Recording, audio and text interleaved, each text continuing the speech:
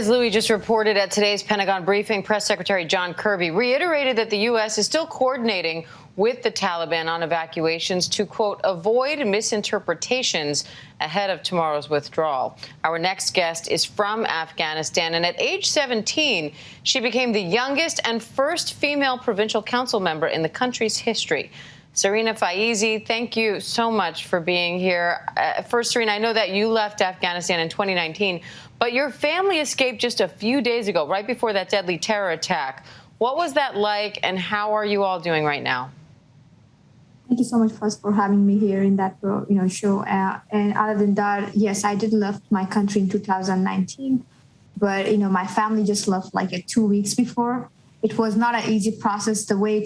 The video that we have, it's on the social media. It looks really scary. It's scary than, facing that, by themselves. The way I was in touch with them, the signal was not working and there was not any connection. It is a really, for me, that was a really horrible and terrible experience. And for them, even though I was safe here and just being in touch with them to get the updates, that was really frustrating myself, and I wasn't even able to sleep for 2 weeks until they got out of there. So what about them who was there without having any food, without having any access to the clean area or clean water? And the day that they moved to a different base from that area where there was a bomb, in the second day there was a big bomb. So we lost a lot of people from both sides. The people who were there to save Afghan people and the Afghan people who were asking for the sake of safety. And Sarina, you were young, or perhaps very young, when the United States moved into Afghanistan in 2001. There you are with the first president after that, Hamid Karzai. We're seeing that picture. So the deadline for the U.S. withdrawal, the final withdrawal of U.S. troops, is just 1 day away now. What are your thoughts about the next Afghanistan? And do you have family, friends still there trying to leave? What are they facing? I do have friends and families and my colleagues, they all are, reaching out to me, and they think that the way I took my family out, and I also helped some other family that are in the process, to get out of there. They think that I can help all of them, but it's impossible for me to do that. Not even, I don't have even my documents here in America, how I would be able to help them with nothing. But I'm trying to give them as much as moral possibility I can have, or give them the positive energy, but it's nothing is going to affect them right now. Nothing is going to give them a hope and any kind of help other than they're just waiting for the miracle to happen. Regarding working in the really young age with the government and being elected provincial council member in Afghanistan, especially in Kandahar city, which used to be, and maybe it's going to be the capital of Taliban. That was not easy, but I would say whatever we worked so hard since the 20 years with all those, bombs and insecurity, and still we put ourselves in the risk, nothing. It's right now equal to nothing.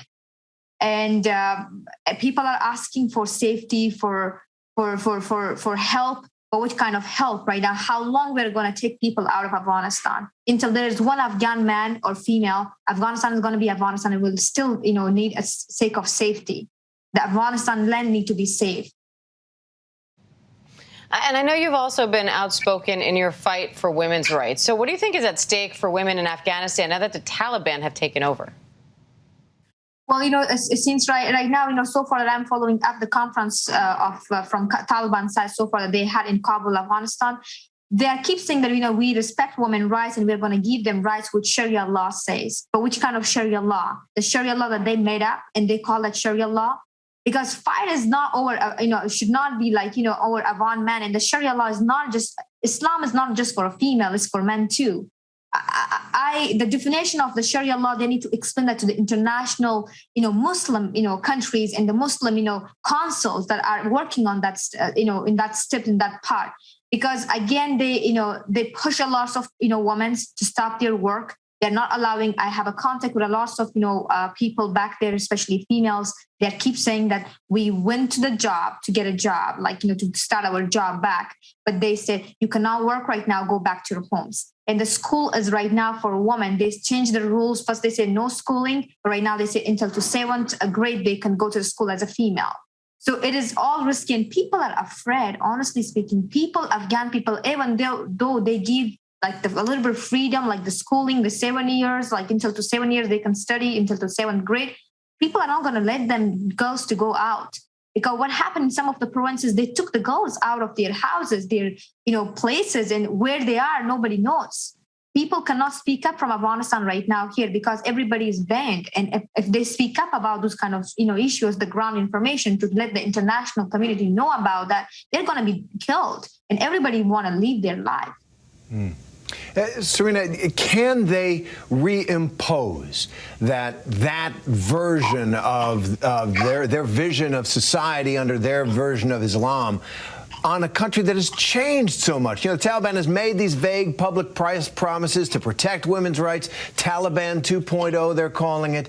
You were a politician in Afghanistan. The country's changed so much. Can they get away with that? Can they do it again? If the international community take out the focus from that area, from Afghanistan, of course they would take advantage of that, and they will do whatever they want to do with, not just with the women, regarding all things, always, all the achievement that we had as Afghan. In Afghanistan we had. But here is the thing.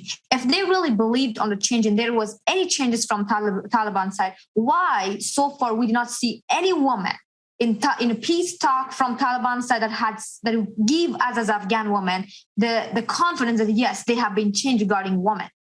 And seeing their reaction, the way they came and the way they said that they had a deal with the government of Afghanistan and the international community that they're going to take over all provinces, but they're not going to come to Kabul, the capital of Afghanistan. But what they did, in 2 weeks, they came and they took over all over Afghanistan.